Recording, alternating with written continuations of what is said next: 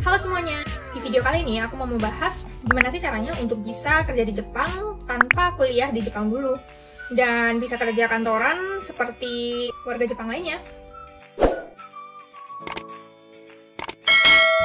Sebelumnya aku mau perkenalkan diri dulu. Nama aku Claudia, sekarang aku sedang bekerja sebagai business consultant di salah satu consulting firm di Jepang. Kalau dibilang aku nggak pernah kuliah di Jepang, nggak juga sih, karena aku pernah menjalani student exchange selama 1 tahun di Tohoku University. Saat aku duduk di semester ke-5 dan ke-6, aku memutuskan untuk mengikuti program student exchange di Tohoku University Jepang. Dan percaya atau nggak, sejak saat itu my life changed. So mungkin itu adalah salah satu life change yang membukakan pintu untuk banyak opportunity lainnya, termasuk kerja di Jepang seperti sekarang ini. Oke, langsung kita bahas aja ya, gimana sih caranya atau step by step untuk bisa kerja di Jepang. Sepengetahuan aku ya, jadi dulu tahun 2015 akhir, waktu aku masih duduk di semester berapa, 6 atau 7, aku daftar Asian Career Fair. Apa itu Asian Career Fair? Untuk lebih detailnya, kalian bisa googling. Asian Career Fair adalah sebuah career fair yang dilaksanakan di Singapura, yang tujuannya adalah untuk menjaring siswa-siswi berpotensi yang ingin bekerja di Jepang. Sebenarnya kayak job fair pada umumnya ya, cuman semua perusahaan-perusahaan di sana adalah perusahaan Jepang dan kemungkinan besar kalian untuk bekerja di cabang Jepangnya itu langsung itu sangat tinggi. Nah, saat itu aku ikutin Asian Career Fair sama teman-teman aku, satu kampus juga, berbanyak waktu itu. Sebelum hari hanya di Singapura, aku sempetin untuk lihat profil perusahaan, terus nggak sengaja nemu satu perusahaan yang ada screening dokumen di hari H Asian Career Fair-nya itu. Selain perusahaan-perusahaan akan mempresentasikan di dalam booth-nya kayak perusahaannya bergerak di bidang apa, terus mencari orang yang seperti apa, dan lain sebagainya, mereka juga mengadakan wawancara. Nggak semuanya, tapi beberapa perusahaan dia mengadakan wawancara.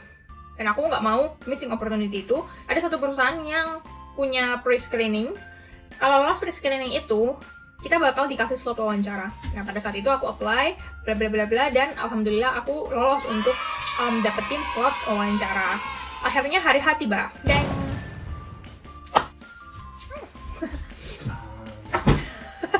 jadi hari H tiba, aku pergi ke Singapura sama teman-teman aku. Kemudian karena aku ada appointment wawancara dari jam 8 pagi, wawancara nomor 1 nih, dipanggil nomor pertama, nomor urut 1, ya udah aku datang ke situ, ke booth perusahaan A tersebut ya, perusahaan A, kita panggil perusahaan ini perusahaan A. Oke, aku interview agak lama, sekitar 30 menitan lah ngobrol interview, dan interviewnya sangat amat lancar ya. Aku juga sharing kalau aku pernah student exchange ke Tohoku University and they're really excited about that and they want to hear more about that, something like that. Terus udah kelar, udah lega, ya udah, terus aku kayak apa ya, aku nggak terlalu pengen melihat-lihat booth yang lain gitu, kayak nggak tahu kenapa aku udah satisfied, udah puas gitu. Jadi aku cuman kayak muter-muter doang, terus ngobrol sama teman-teman gitu, terus makan, karena di sana banyak banget makanan dan enak-enak. Jadi kerjaanku adalah makan dan makan di sana. Ada nih salah satu perusahaan, let's say perusahaan B, dia itu boothnya tuh rame banget, banyak banget yang ngantri untuk kayak pre-interview di situ, banyak banget yang tertarik sama perusahaan itu.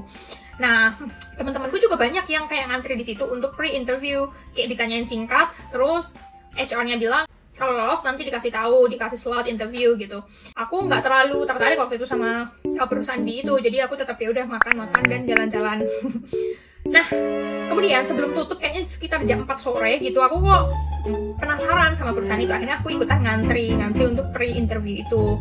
Sebelumnya aku nanya ke temanku dulu, itu ngapain aja sih di situ? Terus kata teman aku bakalan ditanya-tanyain singkat, terus nanti dicatat gitu. Udah, habis itu udah gitu. Terus aku nanya, emang nggak ada wawancara gitu yang di dalam satu ruangan private interview gitu? Terus dia bilang nggak ada, nanti katanya kalau lolos baru dikabarin lagi gitu katanya. Akhirnya aku ngantri biasa. Tibalah giliran aku untuk ngobrol sama HR itu secara singkat.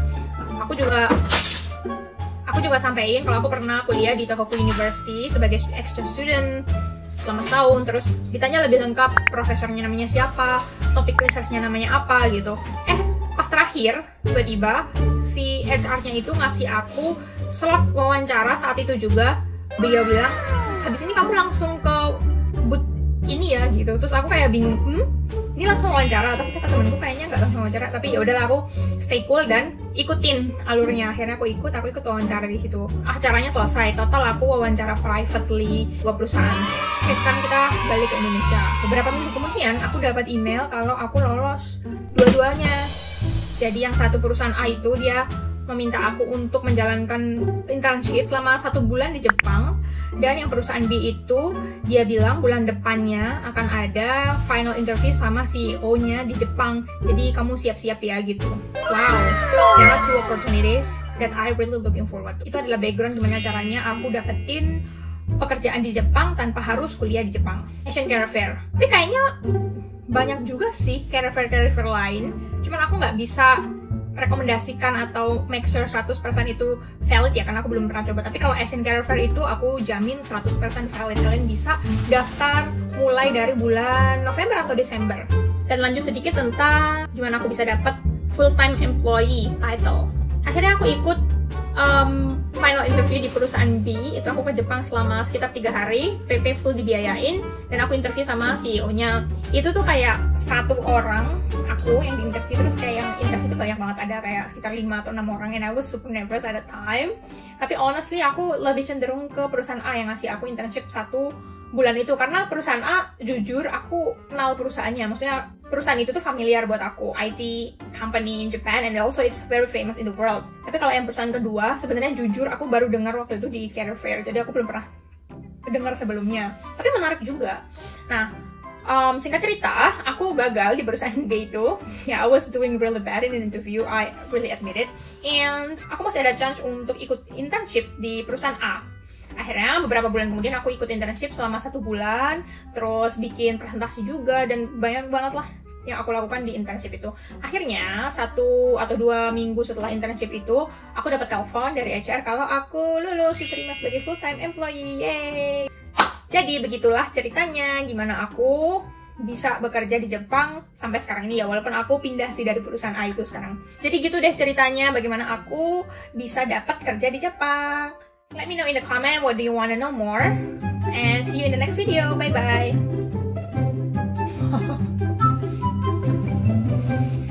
That's how I got my job in Japan, and also thanks for that I also got this boy.